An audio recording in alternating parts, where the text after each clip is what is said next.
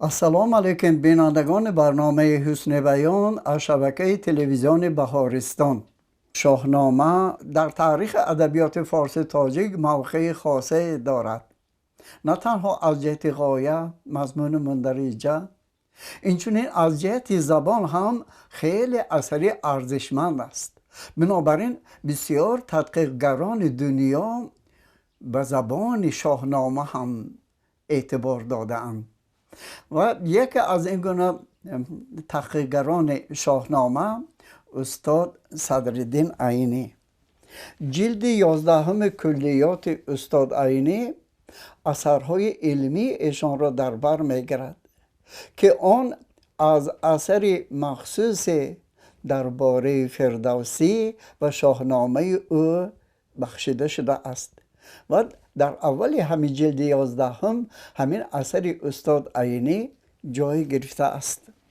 در آخر اثر بعد از حیات و ایجادیات و طرز ایجاد شدن شاهنامه فردوسی درباره زبان شاهنامه هم یک فصل جدا کرده‌اند و استاد درباره زبان شاهنامه چنین اظهار عقیده کردند: زبان شاهنامه ساده ترین و صافترین زبانهای کلاسیکان ایران است.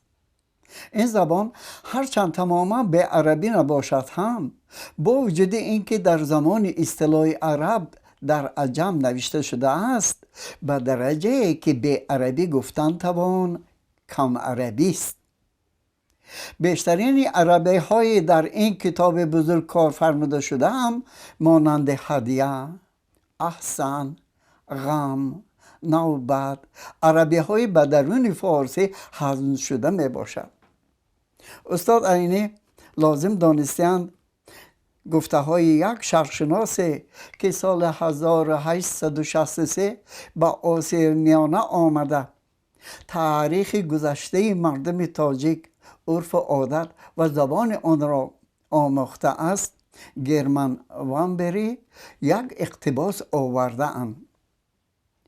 گرمن وانبری در اثرش تاریخ بخارا یا ماوراءالنهر نوشته بود: زبان فارسی آسیای میانه که با وی تاجیکان گپ میزنند تا امروز از طرف دانشمندان زبان فارسی تحقیق نشده است.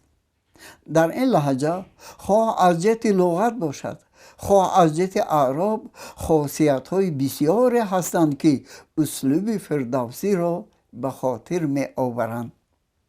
در شاهنامه آن گونه لغت های فارسی و با آن گونه تلفظ کار فرموده شدند که امروز در زبان ادبی ایران کار نمی فرمایند، اما در میان تاجیکان زنده است. بعضی آنها را سخن کوچگی گویان، بعض ترجمان و ادیب تراشان تاجیک هم کار نمی فرمایند، اما فردوسی کار فرموده است و تاجیکان هم با وی گپ میزنند.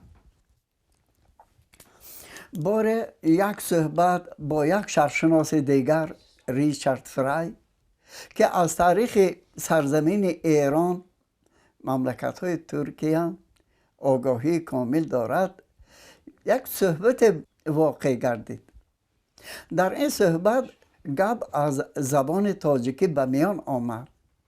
از فرصت استفاده برده من از ایشان پرسیدم که تقدیر زبان تاجیکی، زبان دری یا تاجیکی افغانستان و زبان فارسی ایران در آینده چی خواهد شد؟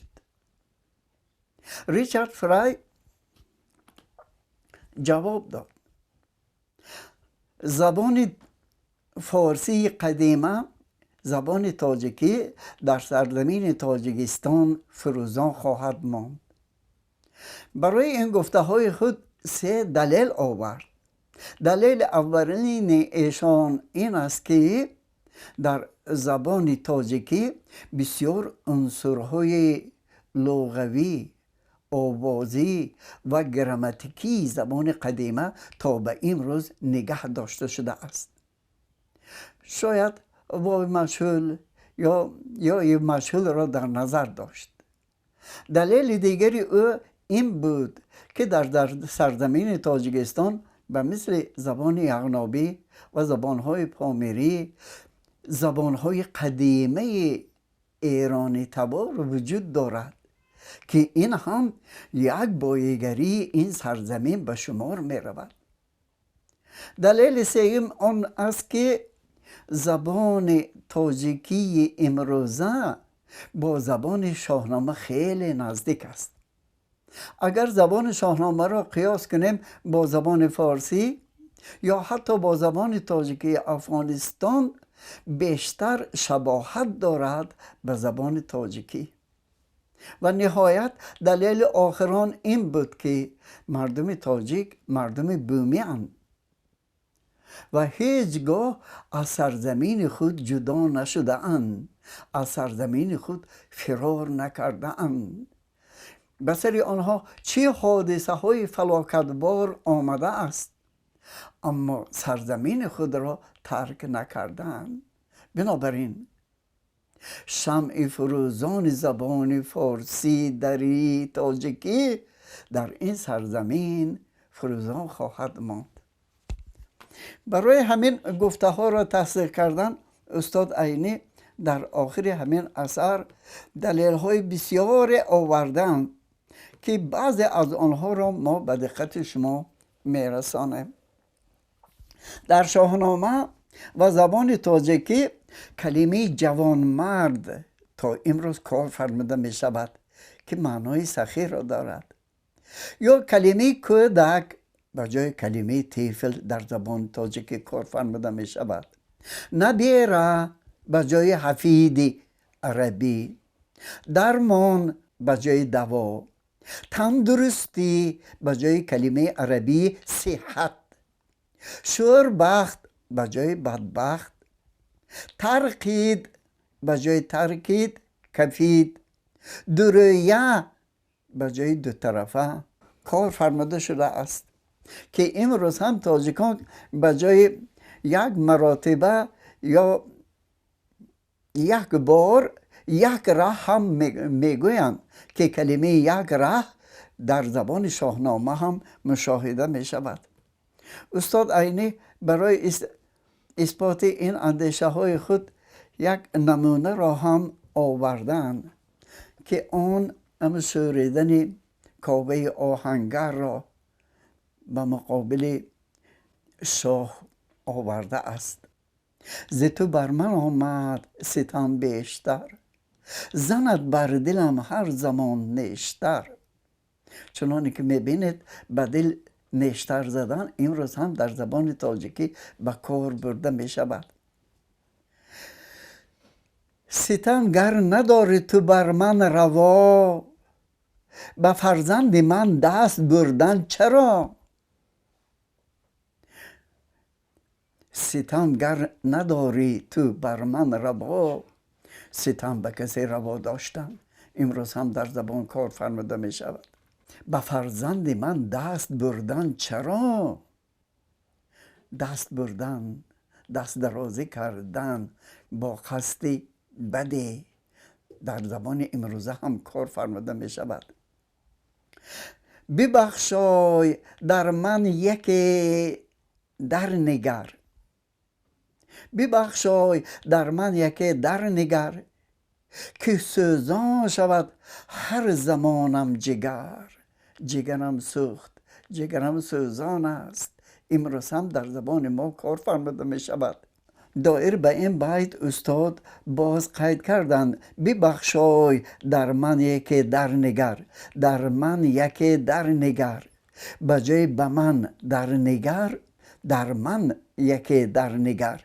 در اینجا مرادفات پیشوندها در زبان شاهنامه بوده است و تا به امروز در بعض شیوه های زبان تاجیکی اینچنین در زبان ادبی به کار برده می شود.